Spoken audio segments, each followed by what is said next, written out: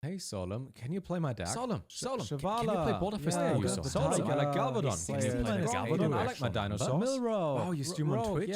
Yeah, yes, we can. So as you can tell, I'm an insanely popular online personality, and pretty much every single day I get questions. Hey, person, can you play this deck? Can you put a deck around this card? Can you do X thing? The answer? Yes, of course I can. I went onto Twitter, @SolomHS by the way, and I was asking, name a card that is either neutral or a paladin card, and I will build some decks with them for a video. Can be anything, even Ogre. Now, the small problem was, most of you who replied to that expected that I built a deck around one card you name. But I had something different in mind, which is I just take all the cards you guys mention, put them into one deck, and then I kill like 25 stones with one stone. That's not how the saying goes. Anyways, what this all leads up to is, I wrote down all the cards you guys gave me, I randomized that, put those cards into a spreadsheet, then picked them randomly and put like 20 cards each into a paladin deck, put some Reno cards in there so we actually win, and now we have two decks. One has 10 Reno cards and the other one has the exact same cards. And 20 cards that you guys suggested. So if you guys left a comment, you will find your card in there, and if you didn't, then you still see a bunch of cards. Because I wanted to know, what happens if I let Twitter build my deck? Will we win? Very likely. Will we lose? Unlikely. All I can say is, while streaming on Twitch and having a great time playing those decks were great, I found some interesting matches. And here's the first one. Starting off, we face a mage. Can just mean one specific thing.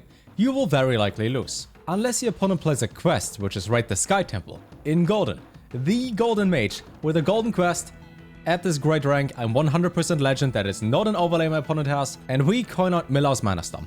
Against the mage, there's no way this could backfire. And that is exactly what happened. They really just pinged and didn't play a single spell, so we played the next best 2 mana cost legendary, and that is Nat the Darkfisher, which immediately draws them a card, because wow, it's good minion, crafted. Look at that, my opponent has to spend 3 mana to get a card with the exact same stats as Nat the Darkfisher. We get ourselves a 4-drop, trade Luna, hit face, and Nat, Nat again decides to draw a card. Twice in a row. That's a 1 and 4. A Cabal Chemist goes down, and the opponent gets a freezing potion. Fun fact, there's one potion recently which got nerfed, the 4-mana spell. That cannot be generated, only potions that were made during Gadget In. So like the freezing potion, heal potion, drop call to arms, even if you get not the best minions out of your deck, one being Gorobashi Chicken, you still get a bunch of stats for free. That is 5/7 in stats for just 5 mana. That is actually just Doomguard, never mind. Somebody trades, decide to play Secret and a One Thief, and I'm not sure why, but they played the One Thief first, meaning they do not discover a spell. I guess that just very high IQ. I can't understand that. Transmogrifier so far turns out to be not the worst minion in this deck, as it actually transforms the worst cards into cards that are almost playable. Now after all those golden cards are played, there's one golden boy, and that is Antonidas. The spell we would need to destroy that easily, a buff spell, gets transformed into the Boogie Monster. Well, it's an 8 mana 6/7, that's wow, it has Ogre stats for 2 more mana. So we decide to play Baroth to deal 6 damage to Antonidas, which is pretty much a fireball for free, and trade with our 1/1. Rest goes face, and the opponent is pretty much gone by now, they have 3 health left. Spellslinger decides to be great for them, give them something like Earthshock, and a second Sorcerer's Apprentice comes down. Now with all of that done, all we gotta do is go face and realize they do have Ice Block. But Ice Block doesn't matter if you have the Boogie Monster and multiple other minions on your field. Onyx into a spell gives them 2 random spells, one being transform stuff into random, and after a bunch of random, we drop our Baron Geddon and win this game. So from all the cards in here so far, Transmogrifier is by far the best, and that is because it changes all the good cards that you... it changes the cards. But that was against the Mage who plays a fun deck. What if you face a Druid, which could be a token Druid? Or it couldn't be. It isn't. And while they passed their turn 1, I was pretty sure it cannot be token Druid, as there would be no way to skip the first turn when you play token Druid. We discover Mindbreaker, which makes it so that the enemies as well as our hero power is unavailable. Fun fact, the card does not work in adventures. They coin it a Savage Combatant, we play the Glass Knight, and despite them spending another 4 mana just to buff their minion, we can trade for free due to the Divine Shield of the Glass Knight. Deal damage, play Cauldron, watch an animation. I feel like Enchanted Cauldron is just scary and good and not a meme. But let me tell you a story about a meme. So I went on Amazon and bought that bookshelf there because I wanted to have a shelf in my room because there was empty space. I had no idea how to assemble that and it looks horrible. Anyways, there is Millers on turn 2 against the Rogue, which again does not backfire. Even when I was playing my full golden Reno Warlock, which is full golden by the way, because I spent too much money, it's full golden, I hope you noticed that, Millhouse never backfired, not a single time. It's actually a 2-mana 4/4 in most cases. And the enemy decides to be, hey, here's Vanish, get your Millhouse back.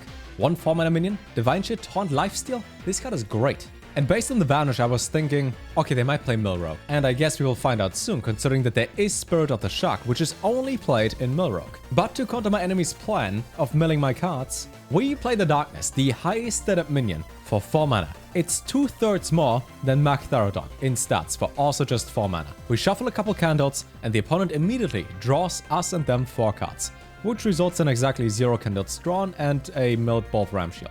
Inspired by our deck, the opponent is well placed at the Darkfisher, which is guaranteed to be one of the best 2-drop legendaries in the entire game. Shadow Step happens next, and you can see which they target. Yeah, I don't know why. They target not the Cold Light Oracle, they target the Spirit. Yep, Spirit.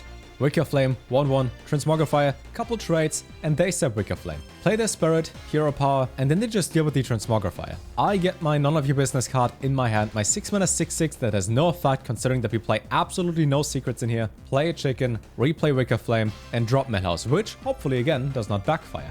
4 cards drawn again for me and the opponent, and there's a Blade Flurry for 0 mana, which, even if it's 0 mana, only deals 1 damage AoE. That is pretty much Rain of Fire. Just slower if you had to pay the full mana cost.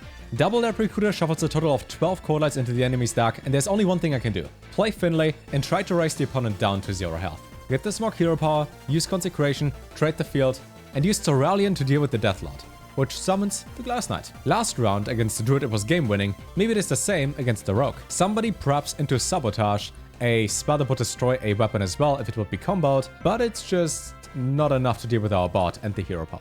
Well, it turns out if you play Finlay and you play Reno in your deck, kinda, you know, Highlander, and you get a good hero power against somebody who doesn't really play heal besides Healbot, you win. If you were to play something like a Millrogue yourself, please put in card to Defender. In most cases when you play Millrogue, you will win a game by having a Wall of Taunt with N'Zoth over and over. You will then Shadow Step your N'Zoth, play him again for 8 mana, and use something like Talk with God's Scheme to just win the game. If you have something like 20 N'Zoth in your deck, you just win with that. Trying to win the game by only using Cold Light Oracle is pretty hard considering that like 5 out of 8 decks, that's not a made up statistic at all, are playing an aggressive deck, so you just help them by drawing them cards. Next there's somebody I would like to help out as well, and that is a priest. See, whenever a game starts like that, the opponent, being a priest, they rob, and then play a quest, it's usually a bad sign. But a couple of turns later of nothing happening, we drop Magtherodon, summon 3/1/3 Wardens, and the opponent turns out to be a big priest, and now I'm really curious what they thought about this play. They summon a Spirit which shuffles a copy of a minion into their deck whenever it dies. They also play Wretched Reclaimer to destroy their Varghulf. They are about to shuffle a bunch of things into the deck they don't want to have. Consecration of 1 attack later, could then summon a taunt minion and see Varghulf doing nothing, and we summon Magtherodon. He just awakens, and they don't even deal with that. They just summon him, and we have 12 damage and drop an Ogre, which, as you can tell, 2 minions with good stats for the cost. And then there's Entomb. Wait a second. Is that one of lethal? Is it lethal? If I get Wind Fury, and first? Oh, I'm stupid. I didn't see the card. Shh. I knew it's lethal. I knew it was lethal. I was just pretending for content. That's what people do. Counting is not my strength, but I have one strength, and that is reminding you that you can subscribe for free. I feel like this is going to be so annoying over time. Like for all of you who are subbed already, if you hear this over and over, sorry, but it works. And you know what else works? Taking a look at something that is not Hearthstone. Instagram. Oh look, there's Pokey. Now after a newest post, we get distracted and face a mage. They not just draw a secret for free, but also after we play our own Finlay, decide to play another secret next to it. Flameboard, as expected, Border's Gun, and we drop Meatwagon, a card that is so useless, it was only used in Summoning Stone Mage, a deck in which you played Summoning Stone, which you get out for free using Meatwagon. In our case, we get Spirit of the Tiger, which we have next to our Dollmaster Dorian. Wow, that's a good board for turn 5, right? Learn Draconic, 1 secret, and a look at our win rate later, and a second Flamewood, meaning our Spirit of the Tiger had absolutely no effect. But there's one card that has an effect. Bolvar. It has 2 attack, and gets polymorphed. But it saw play, so that's good. Now for the first time a minion in our deck actually has a good effect or good synergy, and that is top decking Schumer when you have Dollmaster Dorian on the board, because then you're going to summon the entire board full of 1/1s for free. While we do use Consecration, our bad luck allows the opponent to get a 2/6 taunt minion, resulting in us not being able to clear the dragon. Schumer goes down, but first it summons a bunch of tentacles. Conjurer's Calling, on the other hand, decides to be in our favor, transforming the 6/2 dragon into a 2/1 and a 2/7. By the way, did you recognize that Giggling Inventor went from 5 mana to 7 and then to 6? I always think it's 7 mana, and I'm surprised that nobody plays it anymore. But this card used to be so good, and now it's so bad. Schumer again fills our entire board, and we drop Nefarian. This has to be at least 5 years since the last time I played Nefarian, which then doesn't get polymorphed. Schumer instead gets polymorphed, Nefarian gets hit by Fireland's Portal, and again the enemy summons a taunt minion for basically free. Well, we don't care too much though, we have Ogre, we have damage to go face with, and for that cost, the stats were really good. We win this one, we look at this animation, and closing this beautiful deck with a win rate of 100%. I think it's like 83%, we played like 6 games or so, but 5 of them, we won. Now you might have seen the opponent's rank is always the exact same in Legend, and it says your opponent. How do I do that? It's called Overlay. But you guys are smart. You probably figured that out by now. At which rank were my opponents really to play decks like that? Because you will probably notice you won't see anybody else facing those players in Legend. Well, the opponents were in Legend.